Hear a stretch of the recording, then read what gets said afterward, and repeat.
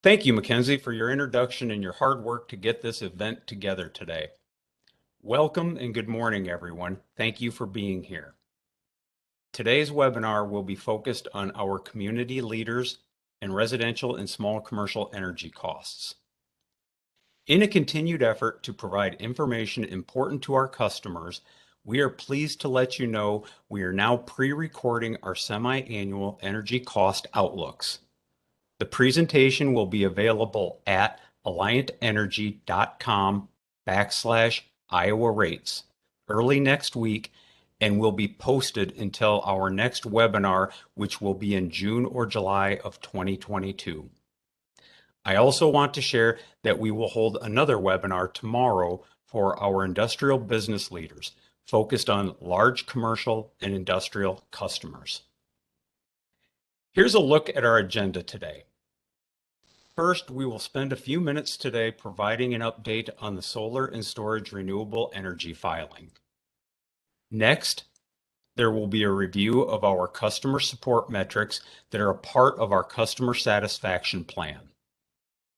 We will then share an update on natural gas prices and move to the 2022 forecast for the natural gas costs. Finally, we will review the forecast for 2022 electric costs and wrap it up.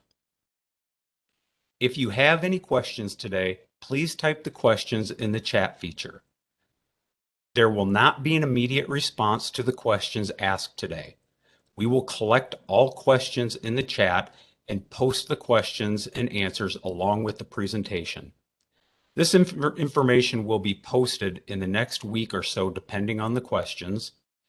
This will ensure people who were not able to attend the webinar have access to the questions that were asked. You may also reach out to your key account manager or business resource center if you have questions. Let's get started with an update on our renewable energy. In November, Alliant Energy filed an advanced rate making application, or RPU, with the Iowa Utility Board detailing our plans for adding the first portion of our planned 400 megawatts of solar energy generation along with battery energy storage. We finalized agreements with NextEra Energy Resources, who was the owner and operator of the Duane Arnold Energy Center in Lynn County. We will acquire 200 megawatts of solar and 75 megawatts of utility scale battery energy storage around the former Duane Arnold site. NextEra Energy Resources is a proven and experienced developer of renewable energy resources in Iowa and globally. In fact, NextEra is the leading developer of solar paired with storage in both megawatt capacity and the number of projects in the United States. Alliant Energy continues to evaluate projects around Iowa that would make up the additional 200 megawatts of solar that were identified in the application and clean energy blueprint. The benefits of the solar and battery projects include continuing to execute our clean energy blueprint to reduce dependency on fossil fuels, avoiding long-term costs associated with fossil fuel plants. This would include fuel costs and operating costs. The solar and battery at the former Duane Arnold site will have minimal interconnection costs by using the existing generator interconnection agreement for the DAEC plant. The project will also help with local economies through increased tax base and local construction jobs. Next, I would like to talk about customer support. As part of our customer satisfaction plan, we meet monthly with the Iowa Utility Board staff and the Office of Consumer Advocates to review current and ongoing customer-focused efforts to continuously improve and strengthen relationships with our customers in Iowa. Shown is a status of our October 31st progress in meeting the goals set. As you can see, we continue to make good progress on the goals for customer support. Some of the highlights of the customer support goals are our average speed in answering calls is about 15% lower than the goal that was set. Number two, there was a goal set to reduce customer complaints by 40%, and we have currently reduced complaints by nearly 80%. Third, being able to help customers on the first call is very important, and we are currently doing that over 70% of the time. Number four, through October, we are estimating less than half of 1% of our customer usage. Number five, customers have been signing up for high usage alerts through My Account. This is beneficial because customers can choose to try and reduce their usage to reduce their costs on their bill. Number six, we're very excited about the number of customers that have enrolled in My Account to take advantage of the information and options available with that tool. If you have not enrolled yet, please take the time to sign up for that today. Finally, when we look at goals 10, 11, and 12, we will meet those by the end of the year. Next, let's take a look at natural gas prices. In November, the news headlines were forecasting significant increases in gas prices this winter when compared to last year. We are still seeing forecasted gas prices higher than early last winter, but they have come down slightly from the early November forecasts.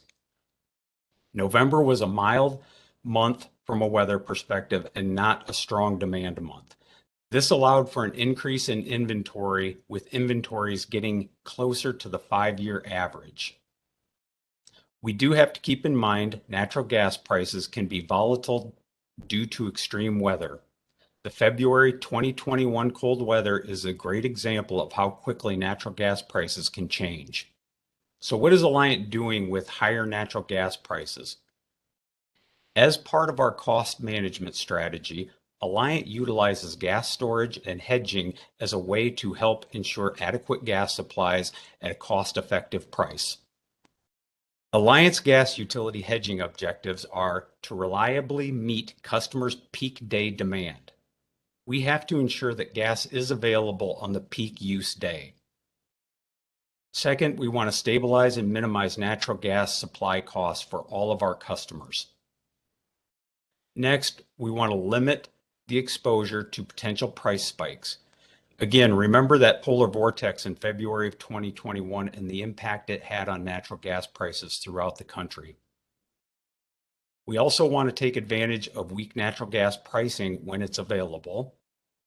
And lastly, we want to make sure we lower customer costs by optimizing the supply portfolio. Now we'll transition to the forecast for residential customers.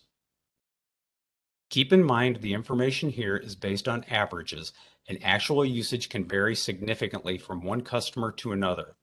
I also want to take the opportunity to remind everyone this is average cost over a full year, and individual months will vary. Recent headlines, as I stated, have been projecting 2022 gas bills will be substantially higher. As a reminder, in 2021, gas prices increased significantly due to the extreme cold weather that hit the nation's midsection in February. You can see in the graph the gas cost increase in 2021 driven by the extreme event that took place in February. Alliant Energy's hedging and storage practices did help shield customers from the spike that others saw in gas costs. We know that some utilities have had to pass on significant increases in monthly bills to repay the cost of natural gas spikes during that week of extremely cold weather. The current 2022 gas cost forecast reflects relatively flat costs compared to 2021 over the course of a full year. While the forecast for natural gas prices in 2022 is still high compared to the very low costs in 2020, we are forecasting flat costs in 2022 when compared to 2021. As we look at the general service customers, we see a similar trend as the residential customers. We are forecasting a slight decrease in gas costs for our general service customers in 2022 when compared to 21. Again, I want to remind everyone this is an average and individual customer usage can vary significantly. It is important to remind everyone that gas prices can be volatile and be significantly impacted by outside factors such as extreme weather. Let's move to electric costs. As a refresher, here's a list of each of the individual items on a customer's electric bill. If you'd like to take a closer look later, these details are available at alliantenergy.com/Iowa rates. The first two items, the basic service charge and the usage costs, are items adjusted only via a rate review filed with the Iowa Utility Board. The next several items on the list, starting with the energy adjustment charge and continuing through the demand response cost recovery, are riders and adjusted based on the costs and benefits that each rider covers. We'll take a closer look at a few of those in just a moment. Finally, the local option tax or franchise fee is under the control of the city government for each individual city. Communities with a local option sales tax are at 1%. Communities with a franchise fee charge between 1 and 5% as allowed by state law. These fees are collected by Alliant Energy and returned to the local governmental agency or agencies that have put them in place.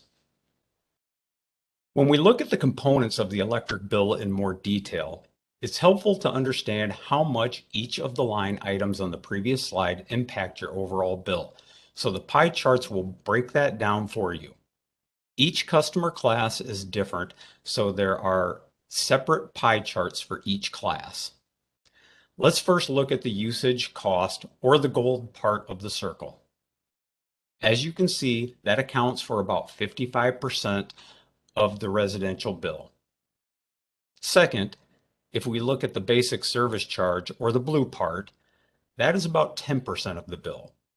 These two items account for approximately 65% of the average residential bill and are the components that will only change via a rate review filing with the Iowa Utility Board. If we look at the same components for the commercial bill, they account for about 64% of that bill. These won't change from 2021 to 2022 because we're not filing a rate review. Next, if we look at the energy adjustment charge, shown in gray, the regional transmission service charge, in yellow, and the renewable energy rider factor, the small sliver of light blue, these factors will change in 2022. We'll review the energy adjustment charge, or EAC, on the next slide. The regional transmission service charge, or RTS, will be increasing in 2022. This is driven by higher costs from the transmission service provider. The renewable energy rider, or RER, will also be increasing in 2022.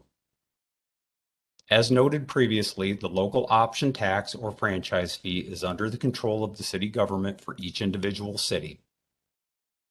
These graphs, as well as the graphs for larger customers, are all on the alliantenergy.com/Iowa rates page for your further review. As we dig into the energy adjustment charge, or EAC, line on the bill, you'll see that the EAC tracks the cost of fuel to produce power and the cost of energy purchased for our customers. Any rate case recovery charges are also part of this line, and the EAC is also used on occasion to flow other benefits through to customers. On average, it makes up between 10 and 15% of your overall residential and small business bill. This chart shows the trend line for the EAC since January of 2020. We saw the EAC charge drop in 2020 into 2021. The decrease in EAC was driven by the tax benefit rider. That rider quickly returned the benefits of lower taxes for our company back to our customers. To keep it simple, when our taxes are lower, our costs are lower, and the tax benefit rider is how we pass on the savings to you. The TBR, as we call it for short, was agreed to in the last rate review, and this credit occurred between July 2020 and June 2021. You'll see that the end of the rider, the EAC does go up, in part due to seasonal costs, but also because of the end of the TBR.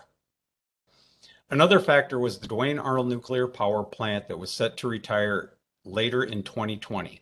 But when the damage occurred at the plant in August, its owners decided to shut it down early, and our payments for power from that plant ended.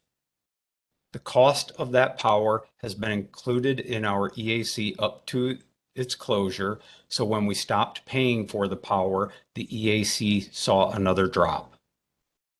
A third reason for lower energy adjustment costs are the investments we made in wind power, including 3 facilities owned and operated by Alliant Energy that came online in 2020. Wind has no fuel costs and eliminates the need for fuel for our plants or purchase power from other plants. So additional wind generation at the farms we own offers another long-term benefit to the EAC and will over the life of the wind farms.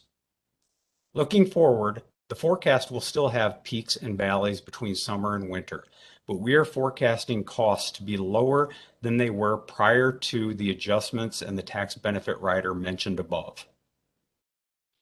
To summarize the 2022 forecast changes for electric customers, first, there will not be a change in base rates or the approximate 65% of the bill. Those costs will only change if a rate review is filed with the Iowa Utility Board. The cost forecast to increase in 2022 when compared to 2021 consist of the Energy Adjustment Clause, the Renewable Energy Rider, and the Regional Transmission Service Cost. We spoke about the Energy Adjustment Clause on the previous slide. The Renewable Energy Rider will be higher in 2022 due to lower than forecast wind production in 2021. Costs were recovered based on the forecast. When there was lower production, that meant that the RER was under-collected in 2021. Regional Transmission Service Charge, or RTS, costs will be increasing based on a higher forecast than previously provided by our transmission provider. Additionally, 2021 costs include a credit from MISO that was reflected in June of 2021. In 2022, we will have an additional MISO credit, but it's going to be less than the credit that was received in 2021. I do want to note that ITC Midwest, our transmission provider, did file with FERC a request to change depreciation rates. Alliant did file a motion to intervene and protest the change in depreciation rates. On December 3rd, 2021, FERC did approve the proposed change from ITC Midwest in depreciation rates. The change in depreciation rates are not included in the forecast numbers presented here today. The approval of the change in depreciation rates will increase the RTS further in 2022. The information shared here is consistent with the information from our July customer webinar, where we are expecting to have increases in 2022 in the items mentioned above. Based on the changes in the 2022 forecast, let's take a look at residential electric costs. As we look at the average residential electric bill, note that we've assumed a customer usage is the same each year 2018 through 2022.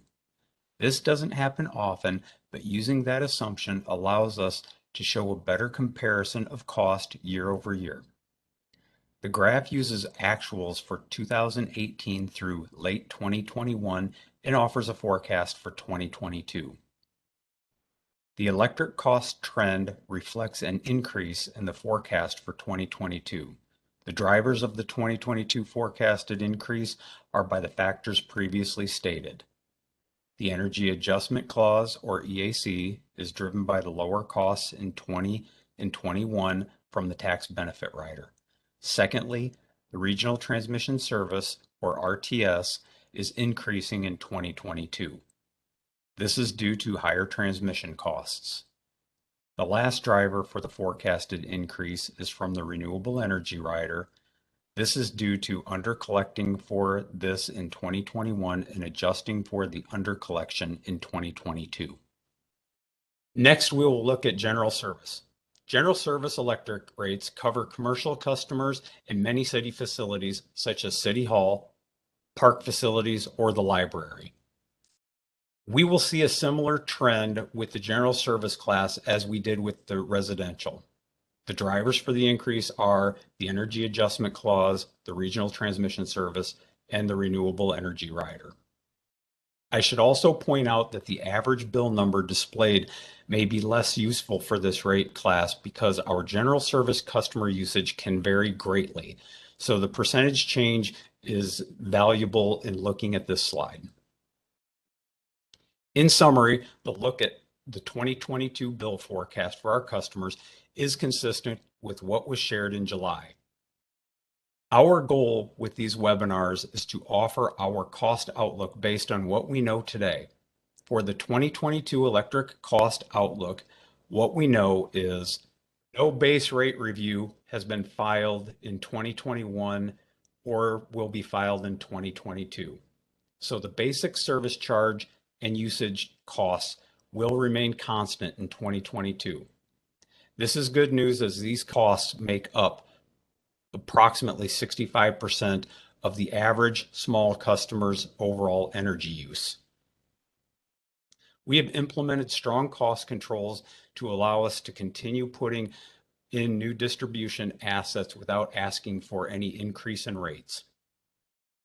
For the energy adjustment clause, the end of the Duane Arnold Energy Center payments and new wind generation will help bring the EAC down, but the tax benefit rider, which has been a part of the EAC this past year, is going to send EAC costs higher in 2022 when compared to 2021. The other large factor in customer bills in 2022 is going to be the expected increase in the regional transmission service charge. It's important to note that in December, FERC approved a change in the depreciation rates for ITC Midwest. This forecasted higher cost for the recent FERC ruling is not reflected in our regional transmission service forecast. Finally, we are in the midst of our 5-year energy efficiency program. Our energy efficiency cost recovery and demand response cost recovery inputs for 2022 will be similar to 2021. As noted earlier, a factor that is a driver at your local level is the franchise fee, which, if implemented or adjusted, could change overall costs at the community level. We worked very hard to keep our base rates and service costs stable. Significant work has been done to reduce the energy adjustment charge, with the tax benefits ending and higher transmission costs and an increase in the renewable energy rider. We will see overall costs higher in 2022. With non-base rates increasing, we would like to remind everyone of the information available to help keep energy usage low. My Account is a great tool customers can utilize to monitor their usage. We also want to encourage people to winterize and improve energy efficiency. This would include things such as adjusting your thermostat, sealing leaks around windows and doors, tuning up your furnace, adjusting your shades, etc. We want to encourage customers who need help paying bills to seek assistance through Hometown Care Energy Fund or LIHEAP. I'd like to take the time to just summarize the pending changes on the electric rates. First of all, the renewable energy rider. 2022 forecasted information does include a higher RER, and that is pending approval. Regional transmission service, 2022 forecasted information from the transmission service provider has been included, but as stated earlier, it does not include the recent FERC order that accepted ITC Midwest tariff change for depreciation rates. Next, I'd like to point out that the rate case expense rider is not reflected in the forecast. This was an outcome from the recent IPL Electric subsequent proceedings. Next, the energy adjustment clause is a factor that is updated on a monthly basis. And I do want to take the opportunity to point out that any residual balance remaining from the tax benefit rider pending board approval will flow through the EAC. This is not included in the 2022 forecast. Last, pending is the MISO ROE refund. We will see a refund in 2022, and that's based on the forecasted information available that is included in our 2022 forecast. I also want to take the time to point out that updates and further information can be found at the website at the bottom of the page. I want to take this time to remind everyone to post your question in the chat function. We will then post the questions and answers along with the presentation to our website. Also shown are other ways to reach out to Alliant if you have some questions. I would like to thank everyone for their time today and look forward to your attendance at future webinars. Thank you.